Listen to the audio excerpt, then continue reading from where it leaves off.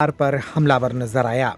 विपक्ष के सबसे बड़े नेता और विधानसभा में नेता प्रतिपक्ष उमंग सिंघार के नेतृत्व में कांग्रेस का एक प्रतिनिधिमंडल भोपाल में इनकम टैक्स के दफ्तर में पहुंच गया। हाथों में प्रतीक स्वरूप सोने की बिस्किटें लेकर कांग्रेस के नेताओं ने सरकार पर जमकर हमला बोला।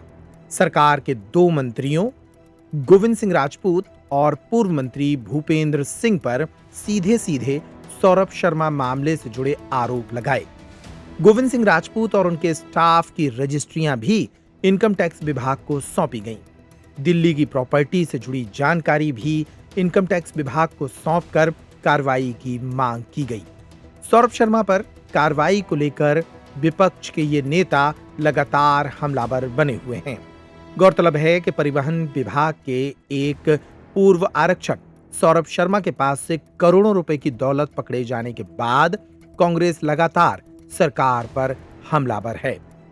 इस डिपार्टमेंट को जो छापे में सोने की ईंटें मिली, पैसा मिला, उसके लिए उनको बधाई दी कि और साथ में हमने पूरे कागज गोविंद राजपूत और उनके डिपार्टमेंट में जो ओएसडी थे उनके सबकी मैं प्रमाण रजिस्ट्रियाँ दी है। और जिस प्रकार से आपने दिल्ली में खरीदी चीज़ें, प्रॉपर्टी खरीदी, आपने जो एफिडेविट के अंदर इलेक्शन कमीशन में जो दिया जाता है, इनकम टैक्स उसको वेरीफाई करता है, उस में आपने इनकम टैक्स में जो जानकारी दी थी, इसके अलावा जो आपने प्रॉपर्टियां छुपाई उसकी जानकारी भी हमने इनकम टैक्स को दी है। तो मैं समझता हूं कि इस पे उन्होंने आश्वासन दिया है कि हम इसके बिल्कुल निष्पक्ष कार्रवाई करेंगे।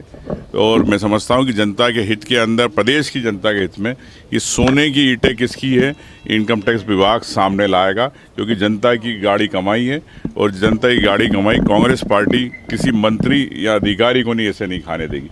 एक छोटे पुलिस के सिपाही पे कार्रवाई हो सकती है, लेकिन जो बड़े मगरमच्छ है, जो परिवहन से बड़ा पैसा जाता था, उन सब पे कार्रवाई होना चाहिए, उन सब के नाम सामने आना चाहिए। प्रदेश की जनता को पता होना चाहिए कि जिस विभाग का 150 करोड़ का बजट है और 5000 करोड़ रुपए का घोटाला पिछले 15 साल से चल रहा है, तो कहाँ कहाँ पैसा जाता था, डायरी में किसके नाम थे, ट्रांसपोर्ट कमिश्नर कौन थे, उनने कितना पैसा लिया, ट्रांसपोर्ट मिनिस्टर कौन थे, उनने कितना पैसा लिया, ये पूरा पर्दाफाश होगा समय पे। Thank you.